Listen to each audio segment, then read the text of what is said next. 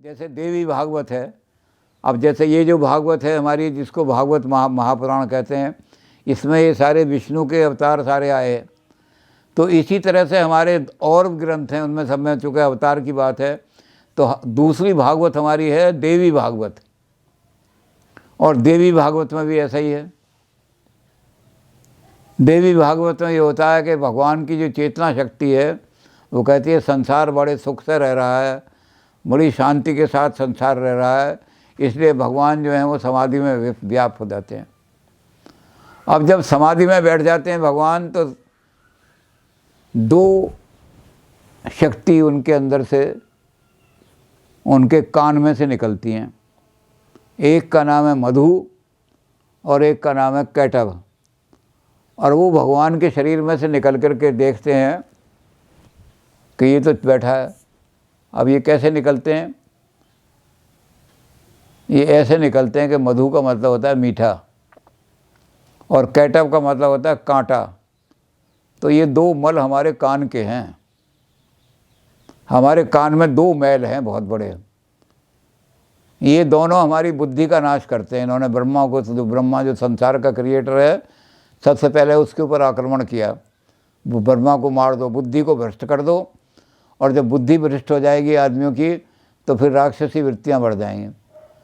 तो इन्होंने क्या काम किया कि मधु, प्रशंसा, एक आदमी खूब प्रशंसा कर रहा है, अब तो बहुत ये हैं, अवध के नवाब हैं, वो आ रहे हैं, उनके चोट लग गई है पैर में, तो छड़ी लेकर के आ रहे हैं। तो वहाँ वो खड़े हो गए लोग, आहा क्या मस्तानी चाल है, अरे मोर भी ऐसे न, भाई दूसरे की टांग टूट गई है और तुम जो है उसकी, तो वो देख रहे हैं कि इसने हो मेरी प्रशंसा कर रहा है। किसी को उतार के उन्होंने अपना कुंडल दे दिया, किसी को 100 का नोट दे दिया। तो ये जो मधु है ये आदमी का नाश करने वाला होता है। थोड़े दिनों बाद सारी संपत्ति नष्ट हो जाएगी और आदमी मरेगा, सारे खुशामदी लोग ले जाएंगे। और दूसरा है कैटभ। कैटभ जो है हमारी बुराइयां करने वाला, वो हमारा दुश्मन बन जाता है। तो मैं ये कोशिश करता हूँ कि उसका लड़का अगर IAS में निकल गया तो मैं कहता हूँ इसके लड़के की टांग तोड़वा दो, इसके लड़के का ऐसा एक्सीडेंट करा दो, इसकी जब वो मोटरसाइकिल में जा रहा हो तो अपनी कार से टक्कर मारना, सारा वहीं मर जाए। इसका लड़का IAS कैसे बन गया? तो कैटभ जो है कटु, इससे भी राक्षस पैदा हो जाते हैं। ये मधु और कैटभ दो राक्षस पैदा हो गए और इन्होंने ब्रह्मा के ऊपर आक्रमण कर दिया। दोनों बुद्धि भ्रष्ट कर देते हैं। जो खुशामदी लोग हैं, मंत्री, गुरु और वैद्य जन, जो प्रिय बोले भय आस, तो राज धर्म तन तीन कर वेग होइए नाश। जब मंत्री जो हैं वो जैसा राजा हो उसको खुश करने का, अरे महाराज आपके राज्य में तो बड़ी हर आदमी खुश, चाहे दुनिया सारी भूखी मर रही हो। जाके एक आदमी कहेगा अरे साहब आप जैसा तो यहाँ कोई MLA पैदा ही नहीं हुआ। उसने कहा क्यों? चारों तरफ ऐसी जैसी फ्रांस की सड़कें, ऐसी सड़कें दिखाई दे रही हैं चारों तरफ। अब वो कहेगा ये खुश करने वाला, वो कहेगा तुझे मैं चेयरमैन बनवा देता हूँ फला जगह का, वो सारा नाश कर लेगा सारा। तो मंत्री, गुरु और वैद्य जन, इसी तरह से गुरु जो है वो चेले की, जो चेला कह रहा है वो गुरु इसी तरह उस चेले को हर बात चेला कह रहा है जो मैंने इस लड़की की चुन्नी खींचनी है, कहते खींच ले बेटा, कोई बात नहीं, तू चुन्नी खींच लेगा, फिर मैं किसी ना किसी तरह से इस लड़की को डांट के कुछ को समझा दूंगा। तो गुरु जो है वो चेले की, और वैद्य जो है बीमार पड़ा है आदमी है और अपनी पत्नी को बुला के चुपचाप कहा उसने कि मुझे 4 दिन हो गए मैंने गोलगप्पे नहीं खाए, मेरी बड़ी गोलगप्पा खाने की मेरी बड़ी आदत है।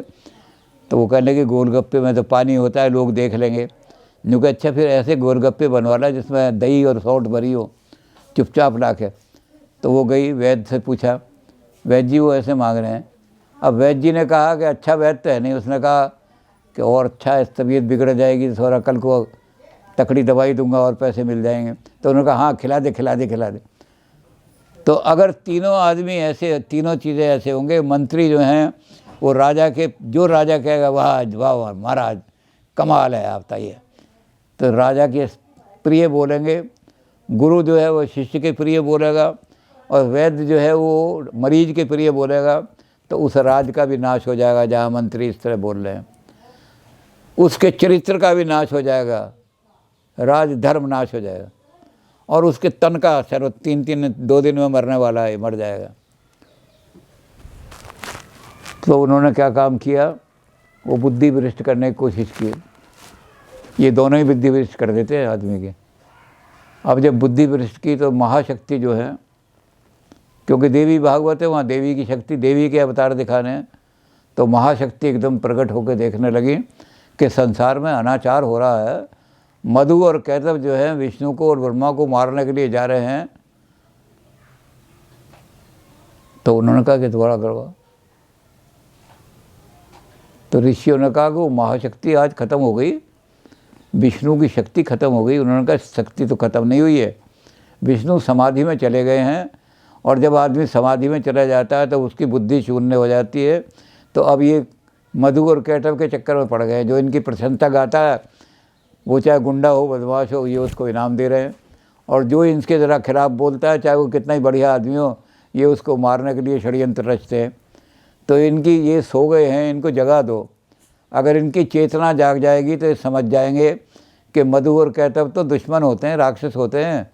जो ज़्यादा खुशामदी करने वाला आदमी है वो तेरा नाश करने वाला है, और जो ज़्यादा दुश्मन जिससे तू कर रहा है वो भी उसको नष्ट करने में तो ऐसे षड्यंत्र रचेगा कि तुझे जेल हो जाएगी। तो ये चेतना को जगा दो इनकी। तो इसलिए वो फिर देवी के अवतार होते हैं, वहाँ विष्णु के अवतार नहीं हुए। वो संत लोग जो हैं देवी की, तुम सह तुम सुधा तुम्हें झटकार सुलात्मिका सुधा तुम अक्षरे नित्य त्रिधा। हे देवी, ये संसार के अंदर सारे जितने भी तत्व हैं वो तुमसे ही प्रकट हुए हैं, तुम तो जगत की माता हो। और अंत में कहते हैं प्रबोधम जगत स्वामी, तुम तो चेतना शक्ति हो। और विष्णु की चेतना आज लुप्त हो गई है इन मधु और कैटभ के कारण से। इन्होंने बुद्धि को सुला दिया है। तुम चेतना शक्ति बन करके प्रकट हो जाओ। तो देवी जो है उन निद्रा रूप में, उनकी निद्रा का भंग करने के लिए देवी आके खड़ी हो गई।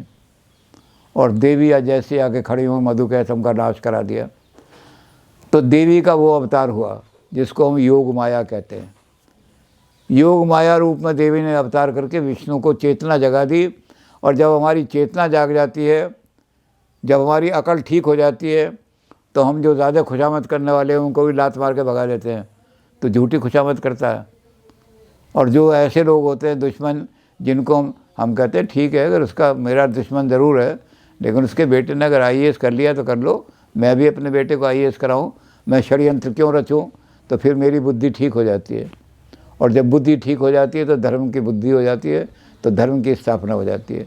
तो योग माया जो है वो चेतना शक्ति बन करके अवतार लेती हैं। योग माया का अवतार होता है इस तरह। इसी तरह से फिर दोबारा काम हुआ, राक्षस आ गए। एक राक्षस ऐसा आया जिसने बल पैदा किया है। जैसे हम कल बात कर रहे थे कि राक्षस में और देवता में जो अंतर है, वो राक्षसों के सींग वींग इसमें तो दिखा देते हैं सीन में, लेकिन जो इनकी परिभाषा हमारे philosopher, great philosopher Radha Krishna ने दी है कि शक्ति के लिए दोनों ही बराबर प्रयास करते हैं। IAS प्राप्त करने के लिए अच्छा आदमी जो है वो भी उतनी ही किताबें पढ़ता है, प्रयास करता है जितना दुष्ट वृत्ति का आदमी है। तो IAS दोनों बन जाते हैं। लेकिन एक आदमी जब IAS बनता है तो कहता है मैं ज़िले के अंदर शांति पैदा करूँगा, मैं ज़िले में चोरी नहीं होने दूँगा, ये देवता है। और एक आदमी पावर हाथ में आते हैं, उसने कहा मैं ये ज़मीन हड़प करूँगा, मैं ये करूँगा, मैं इस आदमी की जायदाद बिकवा दूँगा, मैं इस आदमी का पे केस बनवा दूँगा। ये पावर आने के बाद जो पावर का दुरुपयोग करने लगते हैं वो राक्षस कहलाते हैं। तो ये महिषासुर ने बड़ी तपस्या की। तपस्या करने के बाद ये जब ज़्यादा पावर आ गई, भैंसा जो होता है उसके अंदर बहुत पावर होती है। ये भैंसे के नकेल जो डाल रही है ये तो लेकिन जिस भैंसे के नकेल ना हो वो इतना भयंकर होता है कि अगर ज़रा सा बिगड़ जाए तो खून पिए बिना वो रुकता नहीं। आदमी जहाँ भी सामने होगा पीछा करेगा, उसका खून पी लेगा। तो महिषासुर महिष बन गया वो, और उसने महिष बन करके दुनिया को दुख देना शुरू किया, इधर मार उधर मार। तो देवता भागने शुरू हो गए। जहाँ जाए भाग जाए। तो सारे देवता भाग करके हिमालय की कंदराओं में छुप गए। अब जब कंदराओं में छुप गए तो उन्होंने देवी की आराधना शुरू की। देवी को आराधना करते हुए उन्होंने कहा, या देवी सर्वभूतेषु। अब देवी की आराधना की तो देवी प्रकट हुई महामाया। उसके हाथ में सिंह वाहनी और वो खड़ी हुई। काशी तुम महादेवी थी, हे देवी तुम कौन हो? उन्होंने कहा, सर्वशक्ति समन्विता है, मैं तुम्हारी तो शक्ति हूँ, मैं कोई नई चीज़ नहीं हूँ। तुम्हारी शक्ति अवतार बन के इस रूप में खड़ी, मैं अवतरित हुई हूँ। अवतार का मतलब होता है नीचे आ जाना। तो तुम्हारी जो शक्ति है वो स्थूल रूप में आ गई है, मैं आ गई हूँ। हमारी शक्ति हो, कहते हैं मैं ब्रह्मा की शक्ति हूँ, ये ब्रह्मा का मैंने कमंडल हाथ में कर रखा है। मैं विष्णु की शक्ति हूँ, मैंने चक्र रखा है, शंखम चक्र गदे शुचा परिसम, सारा उन्होंने कहा कि तुम्हारी शक्ति।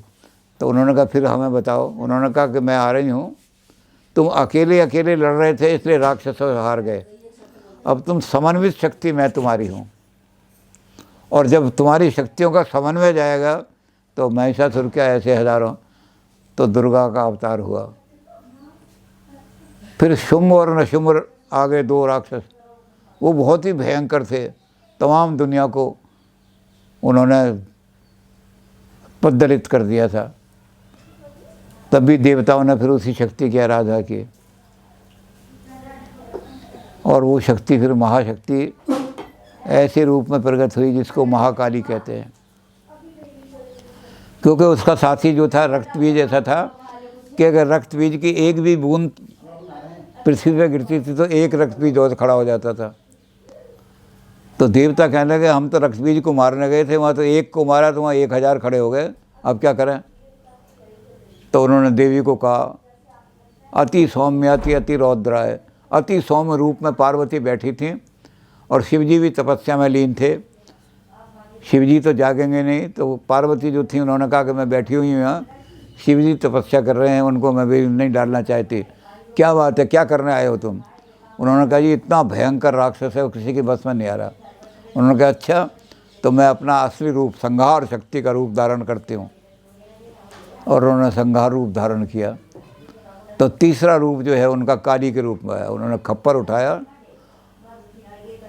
और भयंकर रूप में नाचना शुरू किया, और उन्होंने कहा कि रक्तबीज को क्या किया कि रक्तबीज को पकड़ा, मुंह में डाल लिया।